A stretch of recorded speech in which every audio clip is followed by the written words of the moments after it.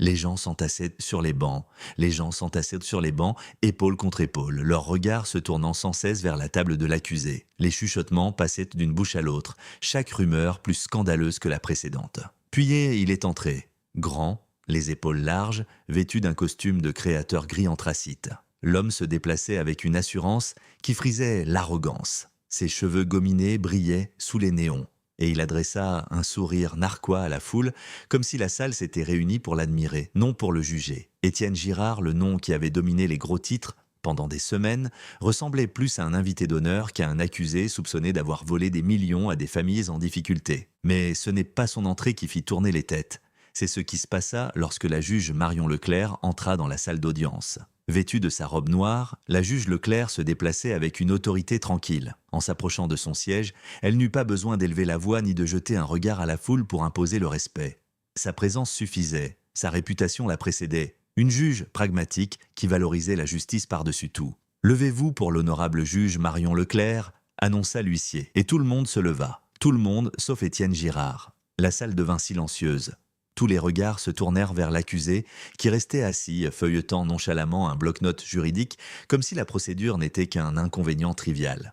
Son avocat se pencha, lui murmurant quelque chose d'urgent, mais Étienne l'écarta d'un geste dédaigneux du poignet. La juge Leclerc s'arrêta à son siège, son regard perçant. Son visage ne trahissait rien, mais le silence s'alourdissait à chaque seconde qui passait. Un murmure parcourut la foule, l'incrédulité palpable.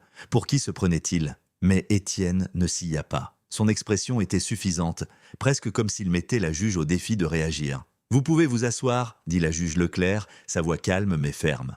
Elle n'aborda pas l'affront, pas encore, mais l'atmosphère dans la salle avait changé. La tension n'était plus seulement palpable, elle était suffocante, et ce n'était que le début. Étienne Girard était sur le point d'apprendre à ses dépens que même les plus riches et les plus privilégiés ne sont pas au-dessus des lois. Étienne Girard n'était pas n'importe quel homme riche.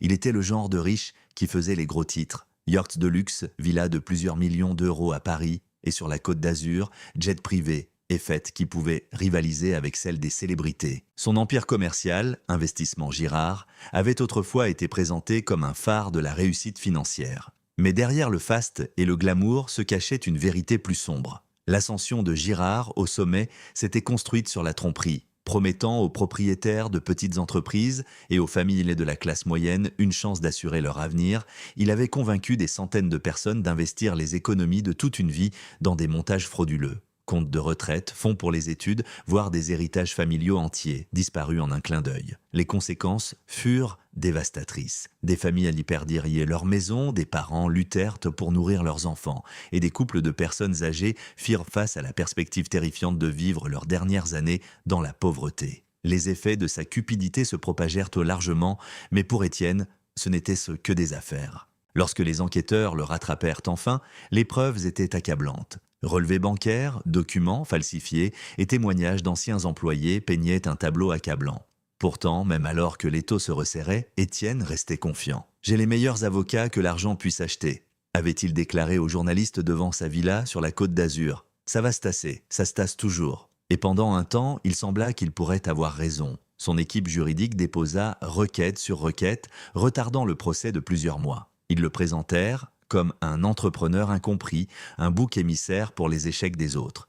Mais aucune manœuvre juridique ne pouvait effacer la montagne de preuves ni le chagrin de ses victimes. Au moment où le procès commença enfin à Paris, la salle d'audience était bondée chaque jour de personnes cherchant la justice, ou du moins un semblant de justice. Parmi elles se trouvait Angela Dubois, une mère veuve de 3 enfants qui avait perdu sa maison après avoir investi avec Girard. Sa plus jeune fille avait été forcée d'abandonner ses études. Assis à côté d'elle se trouvait Pierre Vasseur, un pompier à la retraite qui avait passé des décennies à économiser pour sa retraite, pour finalement se retrouver à vivre dans la chambre d'amis de son frère. Leurs histoires, et d'innombrables autres, furent partagées avec des détails déchirants pendant le procès. La voix d'Angela se brisa lorsqu'elle décrivit le jour où elle réalisa qu'elle ne pouvait plus payer son crédit immobilier. « Je les ai suppliés de ne pas prendre la maison », dit-elle, les larmes coulant sur son visage. Mais ils s'en fichaient. « Mes enfants ont dû dormir dans notre voiture pendant 2 semaines. Savez-vous ce que ça fait ?» Le témoignage de Pierre fut tout aussi poignant. « J'ai passé 35 ans à courir dans des bâtiments en feu »,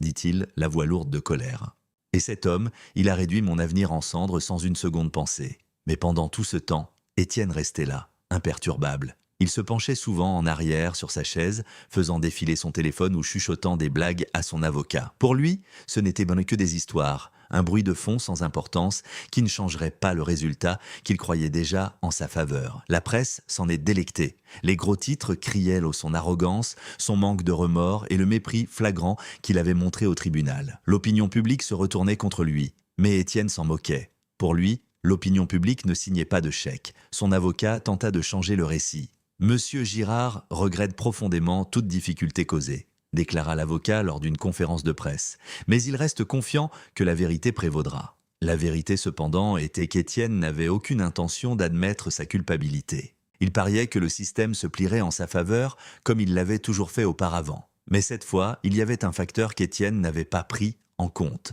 La juge Marion Leclerc n'était pas comme les gens avec qui il avait l'habitude de traiter. Le procès était un spectacle. Les camionnettes des chaînes d'information s'alignaient dans les rues devant le palais de justice, les journalistes se bousculant pour obtenir la meilleure place afin de capturer chaque détail. À l'intérieur, la tension ne faisait que croître au fil des jours. Témoin après témoin, chacun ajoutait un clou de plus dans le cercueil métaphorique d'Étienne Girard. Mais ce n'étaient pas seulement les témoignages qui provoquaient des halètements dans le public, c'était le comportement d'Étienne. Le 3e jour du procès, l'accusation présenta des preuves accablantes, une série d'emails où Étienne donnait explicitement l'ordre à son équipe de falsifier les registres et de tromper les investisseurs. La salle d'audience était silencieuse tandis que le procureur lisait ces mots à voix haute « Faites en sorte que les chiffres aient l'air bons. Il faut que ces pigeons signent sur les pointillés. » Les mots flottaient dans l'air comme un poison.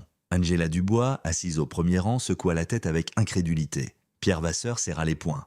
Et Étienne, il sourit narquoisement. Le procureur se tourna vers lui, la voix tranchante. « Monsieur Girard, reconnaissez-vous cet email ?» Son avocat intervint avant qu'il ne puisse répondre. « Objection. Cette question a déjà été posée et a reçu une réponse lors des audiences préliminaires. » La juge Leclerc leva une main, son expression calme mais ferme. « Rejeté. L'accusé répondra à la question. » Étienne se pencha vers le microphone, son ton dégoulinant de condescendance. « Oui, je le reconnais. Mais ne prétendons pas que cela signifie ce que vous insinuez. C'est juste du jargon des affaires, vous ne comprendriez pas. » La foule éclata en chuchotements et le marteau de la juge frappa comme un coup de tonnerre. « Silence dans la salle !» ordonna la juge Leclerc, sa voix coupant à travers le bruit. Elle reporta son attention sur Étienne. « Monsieur Girard, je vous conseille de surveiller votre ton. Ce n'est pas une réunion de conseil d'administration. » Mais Étienne ne broncha pas. Au contraire, il semblait amusé, comme si tout cela n'était qu'un jeu élaboré. Au fur et à mesure que le procès se poursuivait, son arrogance ne fit que croître. Il interrompait les témoins avec des ricanements sarcastiques, levait les yeux au ciel pendant les contre-interrogatoires et chuchotait bruyamment à son avocat pendant les moments clés. Le public observait, incrédule, comment il traitait la salle d'audience comme sa scène personnelle, puis vint le jour du témoignage d'Angela Dubois. Elle s'avança à la barre, serrant un morceau de papier plié dans ses mains tremblantes. Sa voix était chancelante au début, mais ses mots portèrent le poids de sa douleur. « Je lui ai fait confiance, dit-elle, regardant directement Étienne. Je lui ai tout confié et il a détruit l'avenir de ma famille. » Étienne ne la regarda même pas. Il se pencha en arrière sur sa chaise, faisant défiler nonchalamment son téléphone. « Madame la juge ?» interrompit le procureur en désignant Étienne. L'accusé ne prête manifestement aucune attention aux témoins. Tous les regards se tournèrent vers la juge Leclerc.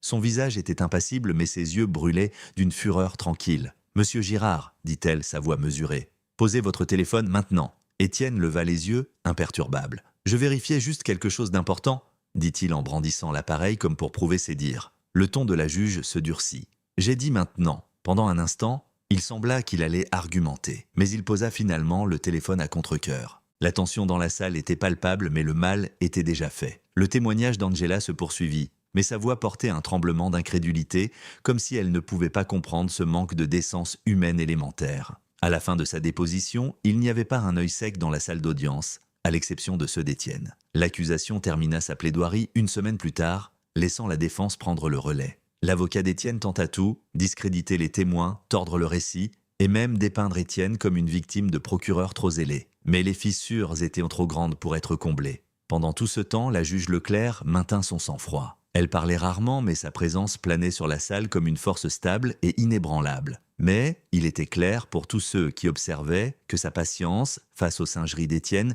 s'amenuisait. Le procès avait atteint son dernier jour. L'air dans la salle d'audience était électrique, l'attente presque insoutenable. Les journalistes remplissaient les rangées du fond. leurs stylos et leurs caméras prêts. La galerie était bondée de victimes, leur visage un mélange de colère et d'espoir. Tous les yeux étaient tournés vers la juge Marion Leclerc alors qu'elle se préparait à prononcer la sentence. Étienne Girard était assis à la table de la défense, sa posture aussi détendue que jamais. Il eut même l'audace d'adresser un petit sourire aux caméras qui capturaient chacun de ses mouvements. Il ne ressemblait pas à un homme sur le point de faire face au jugement. Il ressemblait à un homme convaincu d'avoir déjà gagné. Lorsque la juge Leclerc prit enfin la parole, la salle se tut. « Monsieur Girard, commença-t-elle, sa voix stable et délibérée, vous avez été reconnu coupable de tous les chefs d'accusation de fraude, de complot et d'entrave à la justice. Les preuves contre vous sont accablantes et les témoignages de vos victimes brossent un tableau clair de vos actions. Vous avez manipulé, exploité et détruit la vie d'innombrables personnes, tout cela pour votre gain personnel. » Étienne se pencha en arrière sur sa chaise, son expression indéchiffrable. La juge poursuivit. « Tout au long de ce procès, vous avez fait preuve d'un manque flagrant de remords. Votre comportement dans cette salle d'audience a été tout simplement honteux. Vous avez insulté vos victimes, méprisé l'autorité de ce tribunal et traité cette procédure comme si elle était indigne de vous. » La foule murmura son approbation. Angela Dubois, assise au premier rang, serra les mains si fort que ses jointures s'éblanchirent. Le ton de la juge Leclerc changea, devenant plus froid. La justice, monsieur Girard, ne concerne ni la richesse, ni le pouvoir, ni les privilèges. Elle concerne la responsabilité. Et aujourd'hui, vous ferez face aux conséquences de vos actes. La salle était si silencieuse qu'on pouvait entendre le faible bruissement du papier. Le sourire narquois d'Étienne vacilla pour la première fois alors qu'il se redressait sur sa chaise. « Par conséquent, déclara la juge, je vous condamne à 25 ans de réclusion criminelle sans possibilité de libération conditionnelle. » Des halètements éclatèrent dans la foule, le visage d'Étienne se figea, le sang se retirant de ses joues. 25 ans. Il s'attendait à une simple tape sur les doigts, peut-être quelques mois dans un établissement pénitentiaire confortable.